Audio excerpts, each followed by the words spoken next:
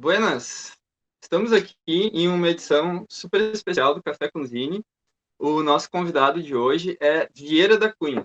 Eu queria te convidar, para quem ainda não clicou em se inscrever no canal e colocar o sininho para receber os nossos conteúdos. Café com Zine é semanal.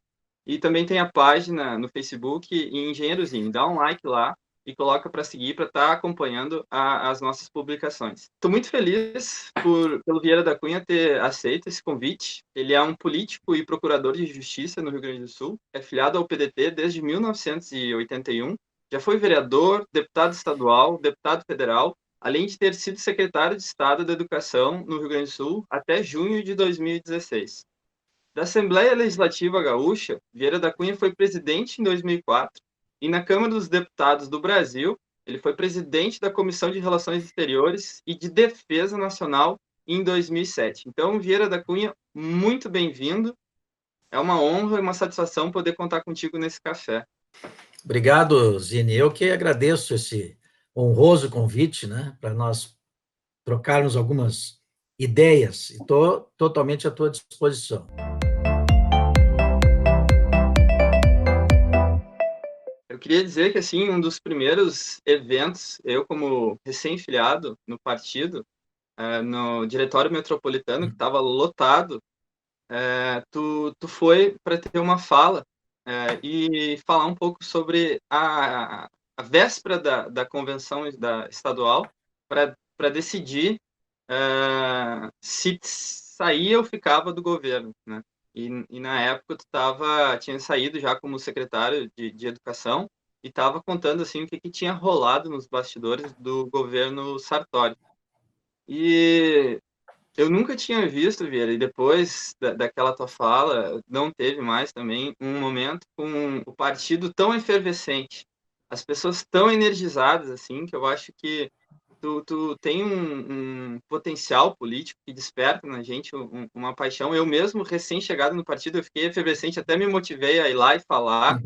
Eu acho que, assim, veio uma coisa que depois desse tempo todo, não é fácil da gente despertar, que é essa questão da paixão, que é tão importante também no mundo político, além da questão da competência técnica, de estar avaliando com racionalidade a conjuntura, né? E passando um pouco para a tua trajetória, tu cursou Direito na URGS e participou do diretório do curso.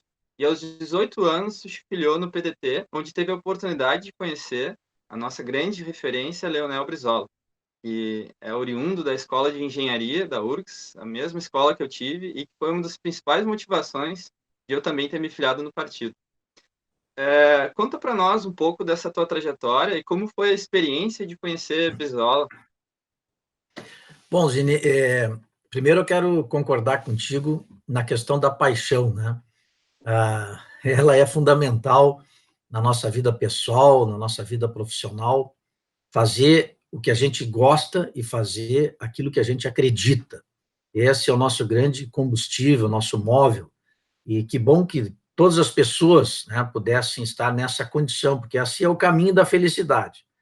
Quando tu faz com paixão e tu faz o que tu gosta, tu tem tudo para te tornar uma pessoa feliz. E, inspirado nisso, é que eu tive sempre os meus sonhos, desde muito jovem.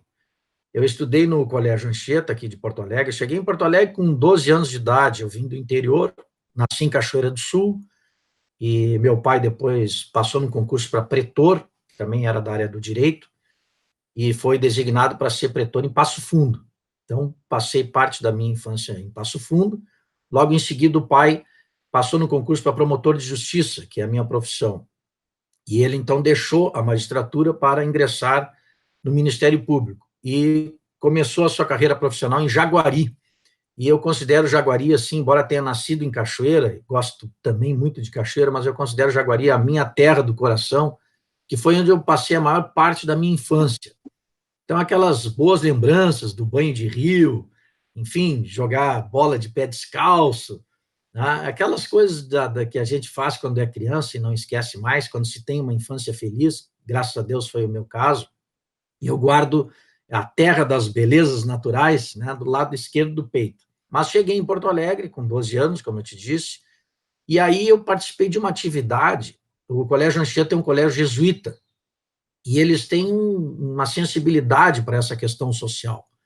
E lá em 1972, início da década de 70, um professor, cujo nome eu não me recordo, ele levou a nossa turma para um passeio numa das vilas populares que havia no entorno do Colégio Anchieta. O Anchieta, para quem não sabe, fica ali na Nilo Peçanha, próximo de onde hoje está o Shopping Iguatemi. Mas na época que eu estudei lá, início da década de 70, aquilo ali era despovoado, quer dizer, existia o colégio e não existia mais nada em volta, era tudo mato. Existiam, sim, algumas vilas populares, que, infelizmente, até hoje, nós sabemos que existem nas grandes cidades, são os chamados bolsões de miséria, e aquele professor nos levou para fazer essa visita. E eu tomei um choque muito grande. Repito, tinha 12 anos de idade. Um choque ao verificar aquelas condições subhumanas em que viviam aquelas pessoas. Me recordo até hoje de uma senhora muito idosa, caminhando com dificuldade no meio da lama, esgoto a céu aberto, com uma bengala improvisada. Aquilo nunca mais saiu da minha cabeça. Hoje eu tenho 60 anos de idade e eu não esqueço daquela cena. Porque eu me questionei internamente, ainda criança, pré-adolescente, o seguinte, e é o meu questionamento até hoje: como aceitar que pessoas vivam com todo o conforto, como era o meu caso, e aquelas pessoas como eu, que são tão gente quanto eu, submetidas a condições subhumanas, sem ter um esgoto tratado, sem ter uma água tratada, sem ter um teto digno para morar, enfim, e aquilo me chocou de uma forma, e ao mesmo tempo acendeu uma chama de consciência para as injustiças sociais e para a necessidade de lutarmos contra elas, de construirmos uma sociedade mais igualitária, com menos injustiça social. E ali nasceu o político Vieira da Cunha. Tanto é assim, Cine, que poucos anos depois eu me elegi presidente do Grêmio Estudantil, do meu colégio, depois fui eleito presidente do Conselho da Umespa. Quando entrei na faculdade, fui eleito presidente do Centro Acadêmico André da Rocha, da Faculdade de Direito da URGS, que tu lembrou, e depois concorri para o DCE, mas não ganhei a eleição na época. Enfim, participei muito ativamente da política estudantil. Enquanto eu participei da política estudantil universitária, eu não me filiei a nenhum partido, porque eu estava muito envolvido na política estudantil, porque eu também não sabia exatamente qual seria o meu rumo na política partidária. Até porque, quando eu fiz movimento estudantil, só existiam dois partidos políticos, se é que dá para chamar de partido. O MDB, que fazia uma oposição consentida ao governo, e a Arena, que era a base de sustentação do governo militar. Então, não tinha como nós fazermos opção político-partidária. Claro que o meu primeiro voto, que foi aos 18 anos, isso foi em 1978, no bipartidarismo, eu optei pelo MDB, até porque não tinha, ou se era contra ou se era a favor do regime, né? E quem era contra o regime votava no MDB. Mas foi exatamente, tu lembraste, esse episódio da volta do Brizola do exílio que me encaminhou à opção político-partidária. E eu explico.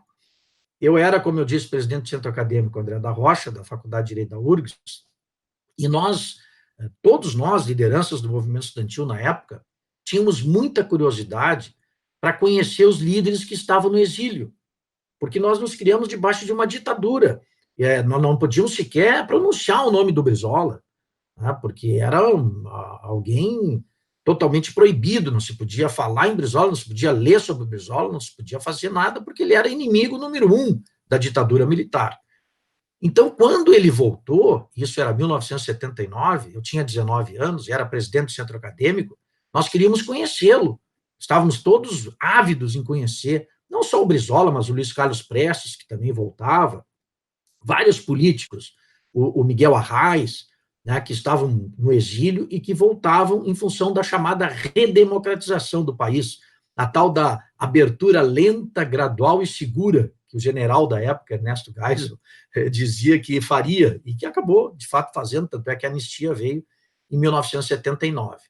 E aí nós organizamos, as lideranças estudantis, organizaram um seminário intitulado Rumos da Oposição Brasileira, que tinha o objetivo de conhecer as lideranças que voltavam do exílio e as suas propostas, porque todos eles estavam organizando ou reorganizando partidos políticos.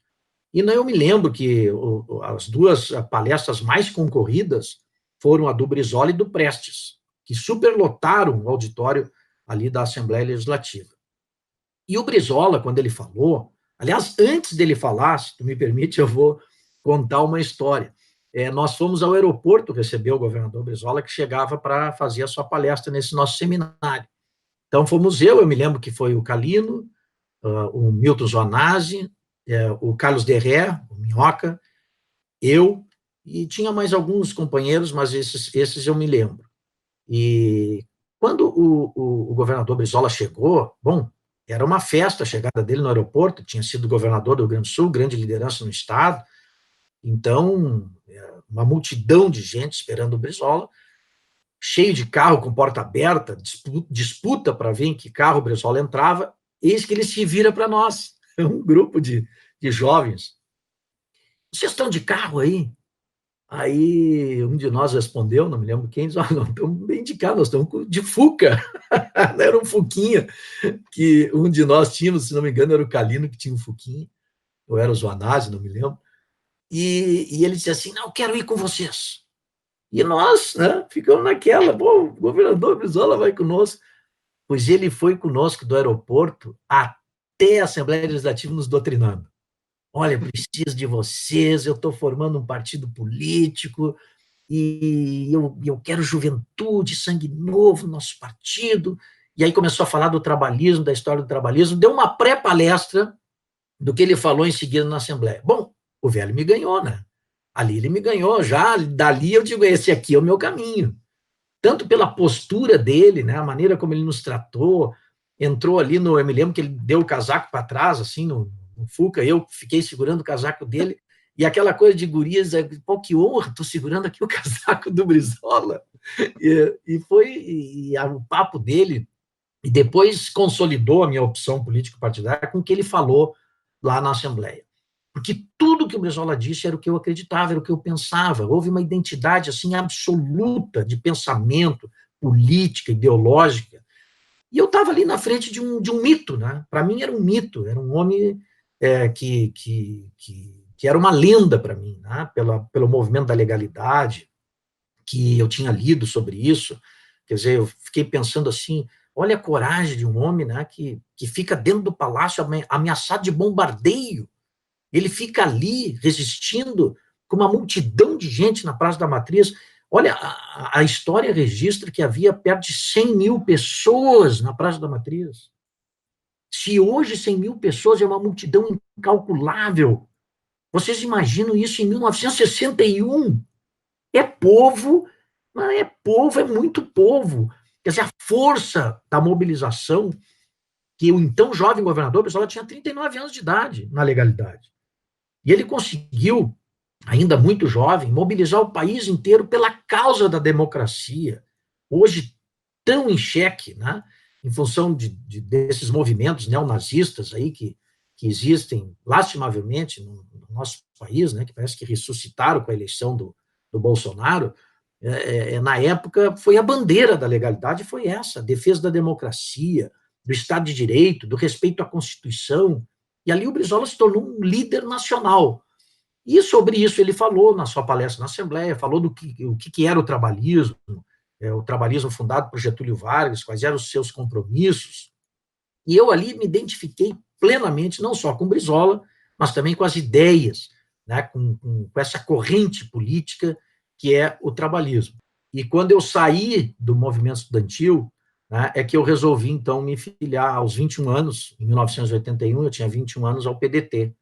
E aí o meu primeiro e único partido, logo em seguida, em 1982, eu concorri a vereador de Porto Alegre, ainda estudante, estava no último ano da Faculdade de Direito, e não consegui me eleger, mas fiz uma boa votação, tanto assim que depois, poucos anos depois, quando o Colares se elegeu prefeito, em 1985, eu assumi uma cadeira na Câmara de Vereadores com apenas 25 anos de idade. Eu assumi na condição de suplente, mas assumi no dia 1º de janeiro de 1986 uma das cadeiras na Câmara de Vereadores. E de lá para cá, aquela trajetória que tu resumiu aí, né? Na outra eleição eu fui vereador titular, fui eleito titular, depois 3 mandatos sucessivos de deputado estadual e 2 mandatos sucessivos de deputado federal. Uma trajetória, né, que foi interrompida quando eu saí da Secretaria da Educação e reassumi a minha função como membro do Ministério Público do Estado do Rio Grande do Sul. Um resumo aí dos motivos que me levaram a me filiar no PDT. Ah, brilhante, Vera. Sabe que quando tu descreve, assim, a tua trajetória e também essa questão do ponto de não ter muita clareza de onde se filiar, essa tomada de decisão de escolha, eu me identifico com essa fala, porque eu não acompanhava, não tinha muito repertório de leitura, e foi mais tarde que talvez eu me desperto para o campo, e eu acho que essa questão para mim, falta de clareza, eu acho que tu me desperta a mesma coisa que o Brizola te despertou, no sentido de colocar um canhão de luz e clarear, assim, as ideias, sabe? E conseguir colocar em palavras aquilo que talvez a gente pense na natureza, mas não tem clareza de expressar ainda, né? E pensando também, quando tu diz em que momento que tu desperta para a política, né? Eu fiquei tentando refletir em que momento que eu tinha despertado, assim, com mais certeza. Eu acho que foi... A gente passou pelo um processo de reforma administrativa pelo governo do Eduardo Leite, que foi muito duro, né, Vieira? E eu sempre, como a gente estava comentando ali nas prévias, eu sempre fui um nerd, estudava muito na engenharia, porque, bom, eu vim do interior e tinha dificuldade de ensino, muitas fragilidades. Eu entrei na engenharia, Vieira, sem saber trigonometria. Não sei como é que eu passei no vestibular. Então, eu tinha que correr atrás das minhas deficiências nas minhas bases e acompanhar ainda em uma velocidade, nível de URGS, né? Que é bem difícil para a gente que vem de escola pública e da vulnerabilidade social. E me lembrando, assim, da minha trajetória, eu também vim de uma família humilde, desestruturada, um contexto de violência doméstica, foi bem difícil, bem duro. E eu me lembro que quando a minha mãe se separa do meu pai, ela não tinha emprego, não tinha fonte de renda, e a gente ficou uns 2 anos dependendo do meu avô. E o meu avô, ele foi um dos primeiros operadores da CE, foi presidente. Uhum. E a minha mãe nasceu na região da usina do Canastra, nos Bugre, no interior de Canela. Sim. Uhum. E quando eu estava indo, eu tenho uma motoca, né, uma Lead da Honda. Uhum. E aí Uhum. eu estava indo a 20 quilômetros lá na Zona Sul, que ia ter uma reunião de todos os servidores, assim, em relação à greve. E aí de servidor workaholic eu acabei virando um grevista-holic, né? Como agora eu tô sendo um politic-holic, talvez. É. E eu me lembro que no meio do caminho eu estava refletindo sobre as propostas que tinham, por exemplo, de taxar a previdência dos inativos. E aí, Vieira, no meio do caminho, eu cheguei a chorar, pensando que quantas crianças, netos dos professores aposentados, talvez poderiam passar pela situação de fome, como eu não passei, porque o meu avô era aposentado da CE e tinha uma boa segurança e estabilidade. E assim, em todos os momentos da vida dele, até o último, ele tinha aquele desespero de pensar que a CE poderia ser privatizada. E aí, coisa que, né, por exemplo, tu colocou na Constituição do Estado do Rio Grande do Sul, enquanto deputado estadual, para que tivesse um plebiscito, para que a população decidisse os rumos, se optasse pela Uhum. privatização ou não. E uma das primeiras coisas que esse governo faz ao assumir é fazer maracutaia com essa base para poder tirar isso da Constituição e facilitar os caminhos para privatizar as nossas empresas públicas, né? Tu tocaste num ponto que tem a ver com aquela primeira questão que tu colocou, que eu deixei em branco a resposta, que é por que eu deixei, antes ainda do PDT, o governo Sartori. E foi exatamente um dos motivos principais, foi a tentativa que fez o então governador Sartori de retirar o plebiscito da Constituição Estadual. Eu procurei o governador e disse, governador, eu não posso continuar no governo que está querendo retirar da Constituição um avanço que fui eu que coloquei e com seu voto favorável. Sartori era meu colega deputado e votou a favor da emenda constitucional que eu fiz para que tanto a CE como a CRM e Sulgás só fossem privatizadas com a aquiescência da população através de um plebiscito. Não é que nós sejamos contra, não, nós achamos que quem tem que decidir essa matéria não é uma maioria legislativa eventual, mas o povo gaúcho, que é o proprietário dessas empresas, as empresas foram construídas ao longo da história, com o nosso suor, com os nossos impostos, com o nosso trabalho. Então, não é um governo de plantão que tem que decidir o futuro do patrimônio público do Rio Grande do Sul. É o próprio povo. Não há coisa mais democrática do que chamar o povo para decidir. Aliás, está na nossa Constituição. Nós usamos pouco, muito raramente os mecanismos democráticos que a Constituição prevê desde 1988. O povo só foi chamado para falar, para decidir entre presidencialismo e parlamentarismo, e depois no episódio das armas, não é? No Estatuto do Desarmamento. Mas por que não se chama mais o povo para decidir? Que medo é esse que se tem do exercício da democracia direta? Eu procurei o governador na época, disse, governador, é insustentável continuar no governo dessa maneira, não é possível. Né? E ele queria que eu ajudasse lá, enfim, para que o PDT não deixasse o governo. Né? E eu digo, mas eu posso ajudá-lo, desde que o senhor retire a sua proposta de terminar com o plebiscito. Ah, mas eu não posso. Eu digo, então, sinto muito, mas eu também, então, não posso lhe ajudar. E nos despedimos numa conversa que tivemos depois da minha saída lá no Palácio Piratini. Claro que outros ingredientes, né, houve outros episódios também muito importantes. O principal foi o fato de eu sentir que não teria, como de fato acabei não tendo, o respaldo necessário para implantar a política de escolas de tempo integral no Rio Grande do Sul. Esse era um compromisso público que eu tinha. Aliás, quando o governador Sartori me convidou, e para mim foi uma surpresa o convite, não o convite em si, porque já se especulava que eu seria convidado, mas se falava muito que eu seria convidado para ser secretário de segurança, em função da minha formação como promotor de justiça. Mas não foi. Quando ele me convidou para a educação, aí ficou difícil dizer não, né? Exatamente por esse compromisso que nós temos, que é uma herança do governador Brizola, esse compromisso que nós temos com a causa da educação. E eu respondi o convite do governador Sartori, governador eleito, ainda não empossado, com uma pergunta, Zine.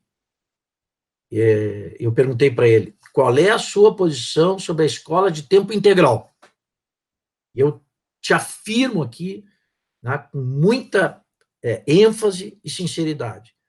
Se ele tivesse dito para mim, tá, que ele era contra, que ele tinha reservas, que não seria implementado esse programa no seu governo, eu te digo, eu não teria aceito o convite. Mas ele me disse, terás o meu apoio para implantar o programa. Claro, daquele jeito do governador Sartori que a gente conhece, ele disse assim, de acordo com as condições financeiras do Estado, Vieira, ele disse, realmente disse, essa justiça eu faço. Mas tudo que eu fiz e tudo que eu programei foi dentro da realidade financeira do Estado. E mesmo assim, eu não tive, né, o apoio que eu precisava para que o programa fosse efetivamente implementado. No primeiro ano, nós conseguimos, então, fazer o planejamento, e no segundo ano começamos a implementar, né, esse programa. Tanto é que nós dobramos, eu não me recordo agora os números, mas se avançou muito, tá, no número de estudantes atendidos em tempo integral no Estado.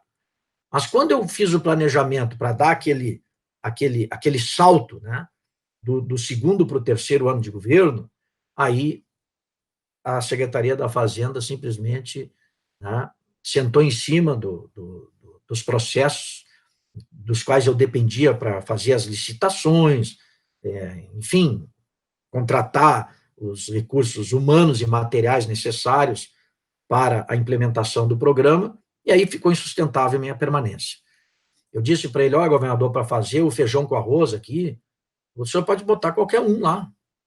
Eu vim aqui para, não é nenhuma pretensão, mas eu vim aqui para implementar um programa, né, que o senhor sabe qual é, eu represento, né, essa trajetória, e eu não posso ficar na secretaria para ser mais um que veio aqui para ser um zelador de escola, ou para vir aqui para não implementar um programa com o qual eu me comprometi com as comunidades. E aí acabei realmente saindo do governo. Agora, a questão da emenda à Constituição que retirou, que tentou retirar lá, e depois, infelizmente, Eduardo Leite conseguiu, mas o Sartori tentou, né, foi realmente um fator político fundamental para a minha saída. E depois, como eu disse, essas questões administrativas, né, da secretaria, e o PDT, logo em seguida, também saiu como partido político, né, porque se tornou insustentável a nossa relação, exatamente por alguns rumos que o governo da época tomou e que se chocavam frontalmente com os compromissos históricos que o PDT sempre teve, né, em defesa do funcionalismo, em defesa da valorização do magistério, né, pela implantação das escolas de tempo integral, né, pelo exercício da democracia direta com os plebiscitos e referendos. Então, foi uma série de opções que o governador da época tomou e tornaram insustentável a nossa permanência no governo. Vitor, tu sabe que eu sou natural de Canela, e quando tu fala de todo o contexto de uma escola de tempo integral, lá tem um modelo muito bacana, que é a Neuza Mari Pacheco. E Exatamente. era um bairro, assim, que historicamente tinha um contexto de vulnerabilidade social, violência, marginalidade, e a escola transformou a realidade do bairro. Hoje abastece de recursos humanos no mercado de trabalho. Nenhuma das escolas particulares tem uma piscina, como tem lá o Canelinha, como a gente chama, né? E Exatamente. se tivesse em grande escala isso pelo Estado, Vieira, não tenho dúvidas de que seria uma certeza de um futuro melhor para o Rio Grande do Sul. Só que na Com certeza. contramão disso, Sartori e Eduardo Leite, que continua e aprofunda isso, vai na contramão, né, do que a gente pensa em relação à educação. Eu fiz várias visitas à Canela, e especialmente a Neuza Mari Pacheco, porque ela é até hoje uma referência. Realmente é uma referência. Não só aqui para o Rio Grande do Sul, mas para o país inteiro, né? Então, foi bom trazer esse exemplo, porque ele realmente ele comprova como é possível fazer diferente, fazer bem feito, né? Como é possível que aquela escola idealizada lá no início da década de 80, pelo Brizola, pelo Darcy, pelo Niemeyer, né? São três gênios, cuja reunião não podia dar outra coisa, né? Senão um projeto revolucionário, como é o CIEP. Está ali, está aqui. É como tu disseste, é só visitar em Canela, pertinho da gente, para ver como é possível fazer e fazer bem feito, né? E aquele exemplo é que nós queríamos multiplicar pelo Rio Grande todo. Não conseguimos, lastimavelmente, porque aí precisa uma coisa que se chama vontade política, quer dizer, decisão política, né? Estabelecer prioridades, porque recursos, recurso há. O problema é priorizar, né? O que é prioridade para o governo? Quando a prioridade é a educação, as coisas acontecem. Aconteceu com o Brizola aqui, 6.300 escolas ele construiu quando governou o Rio Grande. O Brizola gostava de me dizer, Vieira, eu quero me inscrever no Guinness Book, ele dizia, livro dos recordes. Eu duvido que um governador tenha construído tantas escolas como eu construí quando governei o Rio Grande. Ele dizia isso com orgulho, e um orgulho justificado, porque não havia rincão do Rio Grande que não tivesse uma brizoleta lá, uma escolinha do Brizola. Quanta gente hoje é alguém na vida porque teve a oportunidade de estudar numa escola, né, lá nos confins do Rio Grande, porque o Brizola semeou escolas aí, estado afora, né? E depois lá no Rio com o CIEP, né? Então, é possível fazer, mesmo quando as piores crises acontecem, quando um governante prioriza, e não só no discurso, né? Porque da boca para fora, o papel e o microfone aceitam tudo, mas é prática político-administrativa, é realmente compromisso com a causa. E isso, felizmente, o trabalhismo tem na sua história.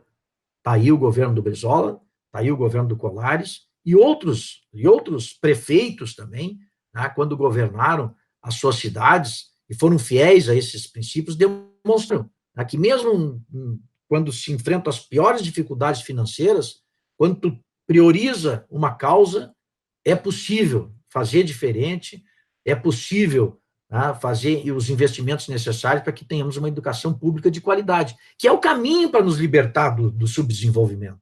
Nenhum país do mundo. Por que é tão difícil as pessoas entenderem isso? Né? Porque está aí na nossa cara, está tão evidente que esse é o caminho para nós nos libertarmos das amarras do subdesenvolvimento e das injustiças sociais, é proporcionar à população mais carente uma educação pública de qualidade. E a escola que torna isso possível é a escola de tempo integral. Só o investimento numa educação pública, gratuita e de qualidade é que vai, a médio e a longo prazo, diminuir essas desigualdades e fazer com que nós vivamos um país mais justo, né? Um país mais igualitário. Esse é o caminho, eu digo isso com tanta convicção, mas com convicção enorme, já nos meus 60 anos de idade, olhando para trás, toda a trajetória aqui sobre a qual nós falamos, ao longo da minha vida, eu só fortaleci ainda mais essa convicção. Esse é o caminho é a educação.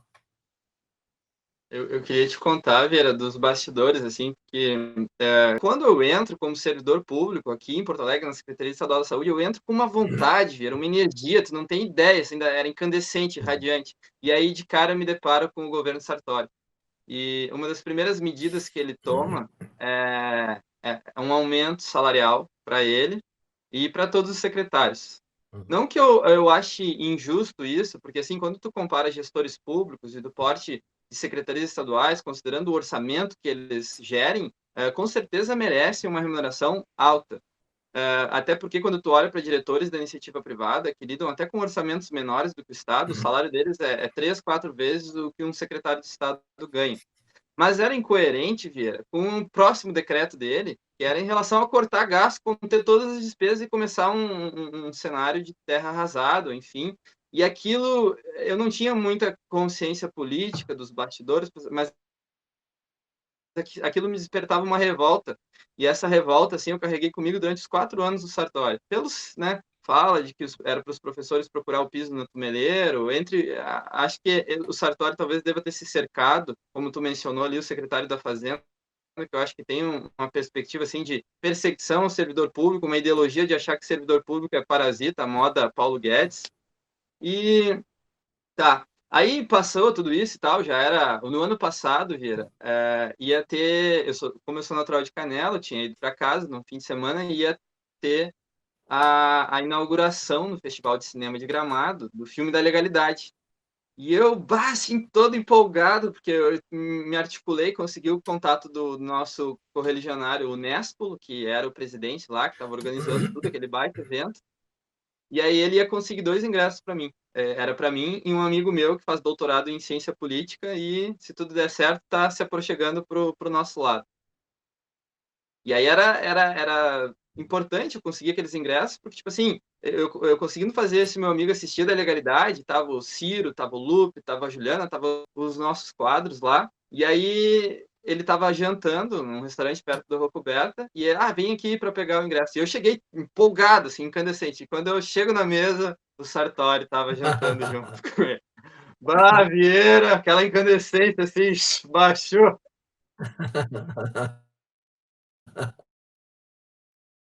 Quem que era e tal, mas peguei os ingressos e assisti bem parceiro o filme da Aliás, Legalidade. um baita E filme, né? Filme baita muito filme, baita legal, né? filme. Eu acho que o filme, na sua essência, prestou um grande papel, né? De mostrar para as novas gerações, como nós, por exemplo, eu mesmo, eu tinha 4 anos de idade na época da legalidade. Aliás, 1 aninho de idade. 4 anos eu tinha no golpe militar. Mas tinha 1 aninho de idade na época da legalidade, e a gente sabe pelos livros, pelos depoimentos do próprio governador Brizola, né? Que teve a chance de retornar para o país, mesma chance não teve o Jango. O João Goulart morreu no exílio em 1976. Né? Então, acho que contribui muito para contar, principalmente para as novas gerações, um dos grandes episódios da história do Brasil, que foi a legalidade.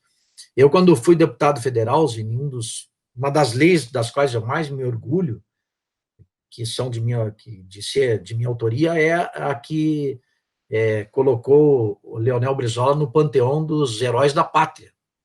Brizola é herói da pátria e uma lei federal estabelece esse título, concede esse título a ele, e foi de minha iniciativa. E eu tenho muito orgulho disso, porque ele merecia esse título, né, essa honraria, porque o movimento da legalidade foi realmente um episódio ímpar na história do Brasil. A coragem, a ousadia que o Brizola teve naquele momento foi enorme, né? Aquele discurso que ele fez, quando ele tomou conhecimento da ordem de bombardeio do Palácio Piratini, aquilo ali é épico, né? Heróico. Ele disse, né, mais ou menos com essas palavras: podem atirar, jogue as bombas que vocês compraram às custas do sacrifício do povo brasileiro, cometam esse desatino, eu não me retirarei, aqui ficarei até o fim, porque é melhor a morte do que a vida sem honra. Olha, olha, olha o conteúdo dessas palavras. Ele tinha tomado conhecimento de um telegrama que foi interceptado pelo seu Guaranha, que era um antigo militante trabalhista, que era dessa área dos telégrafos na época, né? Interceptou uma mensagem do então comandante, né, comandante da guerra, como se chamava, né, mandando bombardear o palácio, que, aliás, só não foi bombardeado porque houve uma revolta dos sargentos da FAB que esvaziaram os pneus dos jatos, né, aqui em Canoas, que estavam sendo preparados para jogar bomba em cima do palácio. Olha a mortandade que ia ser. Né? Então, é um episódio realmente ímpar da nossa história e que faz com que o Brizola seja realmente um herói, né? Um herói da pátria. E eu fico muito feliz de ter sido autor dessa lei aprovada, tanto na Câmara como no Senado, e que faz com que o nome dele hoje esteja lá inscrito no livro de aço dos heróis da pátria, ao lado do Tiradentes, né, ao lado do Sepete Araju, ao lado do seu líder, Getúlio Vargas, e outros heróis que a nossa pátria teve. Eu estava lendo o livro que foi escrito pelo Emílio Machado da Silva. Lá contava que, acho que é o do 3º Batalhão aqui do Rio Grande do Sul, que ele tinha uma ordem do ministro da Guerra para impedir Brizola, enfim, destituir ele ou prender ele, uma coisa assim. E aí, quando ele senta para uma multidão e ele vai para conversar com o Brizola consegue convencer ele do contrário e ele, tipo assim, desobedece o ministro da Guerra e fica com o Brizola, né? Também é uma cena ali. Muito emocionante. Chama-se, o nome dele é o General Machado Lopes, né? Ele, na época, ele comandava aqui, hoje chamado Comando Militar do Sul, na época tinha outro nome. E a grande expectativa, tanto é que esse dia que o General Machado Lopes comunica ao governador Brizola que ficaria ao lado da Constituição, né? Ele é considerado o dia D da legalidade, né? Porque foi exatamente aquele fato que acabou tornando vitorioso o movimento da legalidade. Quer dizer, vitorioso em termos, porque sabe que eu tive a honra de ser o orador de uma sessão solene da Câmara, Zine, Câmara de Vereadores de Porto Alegre, se Deus quiser estarás lá em breve. Uma sessão solene foi em 25 de agosto de 1986. O que houve 25 de agosto? 25 anos da legalidade, um quarto de século. E quem é que eu consegui trazer para a sessão? Leonel de Moura Brizola, que na época era governador do Rio de Janeiro, né? Tinha sido eleito em 1982. E eu ali, quando eu li aquele discurso, cujo trecho aqui eu lembrei, eu vi que os olhos do governador Brizola ficaram marejados. Ele se lembrou com muita emoção do discurso que ele próprio fez. Depois, quando ele se pronunciou, depois do meu discurso, ele disse, foi uma página de bronze. Ele disse, foi uma página de bronze. Eu fiquei com aquilo na cabeça, página de bronze. Bom, o bronze, quando se dá um prêmio, o ouro é o principal, depois vem a prata, e o bronze é o terceiro lugar, né? Fiquei com aquilo na cabeça. Por que ele falou página de bronze da história e tal? E aí eu vi que, na verdade, o Brizola não se considerou vitorioso no movimento da legalidade. Por uma simples razão, o Brizola não queria o parlamentarismo. O Brizola queria que o Jango resistisse e que pudesse, né, assumir a presidência da República com todos os seus poderes, como depois se repetiu em 64, a divergência entre o Jango e o Brizola, porque o Jango preferiu ir para o exílio, não quis transformar aquele episódio num banho de sangue, porque se ele quisesse resistir, haveria inevitavelmente um confronto, né, proporções incalculáveis, e o Brizola não, o Brizola queria que ele resistisse. O Brizola pediu que nomeasse ele ministro da Justiça, na época, nomeasse os generais leais a eles, destituísse a cúpula militar e nomeasse outros generais leais, e que eles resistissem ao golpe militar. E o Jango preferiu ir para o exílio, né? O fato é que ninguém esperava que aquilo se transformasse em tantos anos de ditadura, né?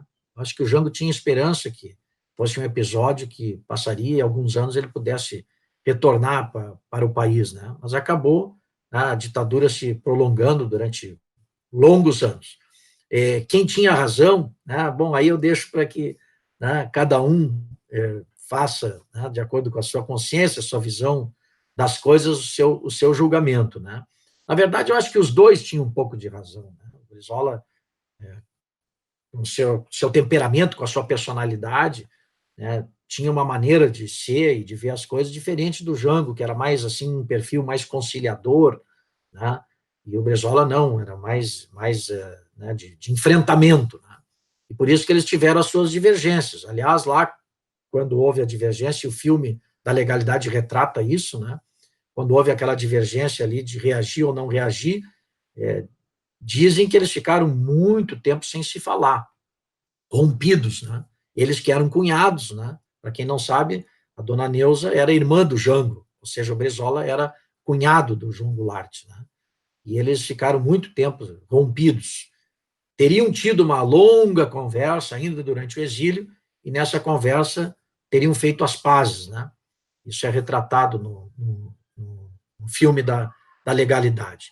Mas são, assim, momentos, né, interessantes da história, né, em que essas duas grandes figuras, tanto o João Goulart, que foi nosso presidente, como o Leonel Brizola, se agigantam, né, porque são duas grandes lideranças ao lado do Getúlio, são os grandes líderes, né, do trabalhismo. Eu com quase o pé de fora da juventude, mas eu acho assim, aquela dita, né? Cunhado não é parente, Brizola presidente. É isso mesmo. É porque, na época, com o episódio da legalidade, o Brizola se transformou numa liderança nacional. Tanto é que ele se elegeu o deputado federal mais votado do então estado da Guanabara, na época. Ele saiu do governo do Rio Grande e foi eleito deputado federal pela Guanabara, ou seja, pelo Rio de Janeiro, atualmente, né? Então, ele já tinha uma expressão nacional, e isso faria, certamente, dele, em seguida, né, um fortíssimo candidato a presidente da República. Tanto é assim que o golpe militar fez com que ele tivesse que ir para o exílio, porque se ele não fosse para o exílio, certamente teria sido assassinado. Eu vejo assim, eu chego a rir, né, da ignorância daqueles que dizem até hoje que o Brizola fugiu, né? É uma ignorância não conhecer a história, né? Como fugiu? Se ele estava sendo perseguido, né? Entraram na casa dele, reviraram a casa dele, na época da ditadura. Se ele tivesse ficado aqui, evidentemente que ele teria sido morto, né? Não iam perder a oportunidade de eliminar o Brizola, né? A maneira como ele saiu do país é outro lance assim cinematográfico, né? Que ele sai vestido de brigadiano, né? Passa pelas barreiras que existiam na época vestido de brigadiano, com seu amigo Ajadil de Lemos e a esposa do Ajadil, a dona Lara de Lemos, né? E ele sai nessa condição, depois pega um aviãozinho e vai, né, para o Uruguai, né? E a partir de lá, então, tem todo o exílio, depois tem a volta dele com aquele episódio que ele vai na embaixada dos Estados Unidos pedir asilo, né, logo para os Estados Unidos. Na época era o Jimmy Carter, que tinha todo um compromisso com a causa dos direitos humanos, e o Brizola uma vez relatou para nós, um grupo pequeno, e ele disse assim, mas como é que eu vou fazer agora? Porque o governo brasileiro pressionou o governo uruguai para expulsar o Brizola do Uruguai, né? E ele, mas para onde eu vou agora, né? E na época, então, ele passou na frente da embaixada dos Estados Unidos e disse que deu uma ideia neles. Eu vou testar para ver se essa política dos direitos humanos do Jimmy Carter é realmente verdadeira. Entrou e pediu asilo e conseguiu. E acabou indo para Nova York, né? O final do exílio do Brizola foi em Nova York. Morou em Nova York um tempo, exatamente porque lá ele recebeu o asilo do governo, na época, do governo norte-americano, liderado pelo Jimmy Carter, que tinha, como democrata, esse compromisso com a causa dos direitos humanos. Mas é uma ironia da história, né? Porque hoje se sabe que o governo norte-americano estava, né, por trás do golpe de 64, né? E o mesmo governo americano acaba, anos depois, concedendo o asilo ao a Leonel Brizola. São coisas da história, né?